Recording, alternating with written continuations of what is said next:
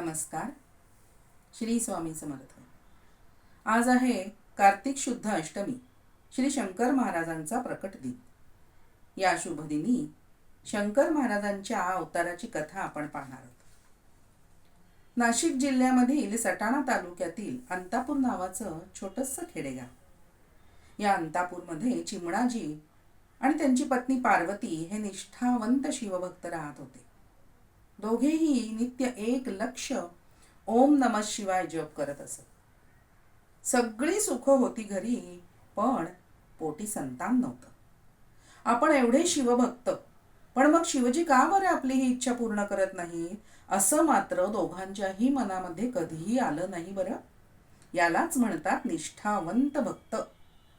आणि एक दिवस पहाटेच्या वेळी चिमणाजींना दिव्य दृष्टांत झाला.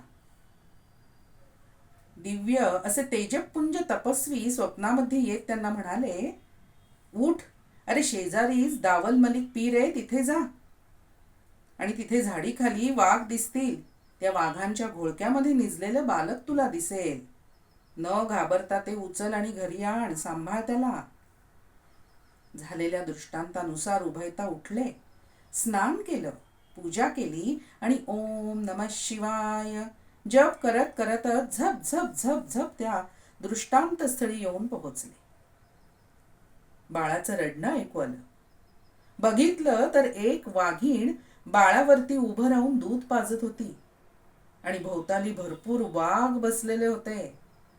पण चिमणाजी निर्भयतेने पुढे झाले.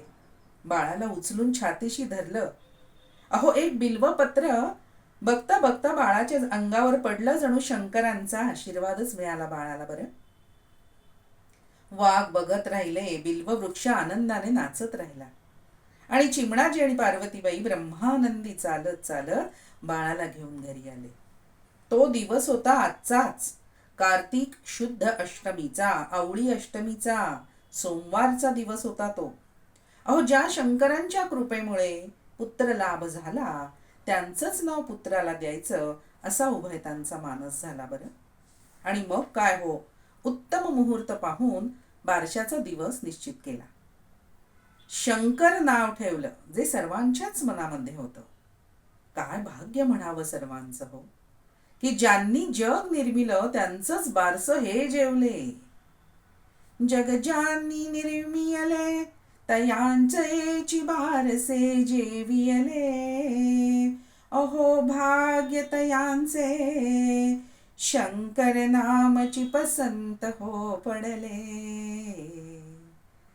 श्रोते हो, आज कार्तिक शुद्ध अष्टमी, श्री शंकर महाराजांचा प्रकट दिन, आणि म्हणून या शुभ दिनी श्री शंकर महाराजांच्या अवताराची ही कथा त्यांच्या चरणी अर्पण.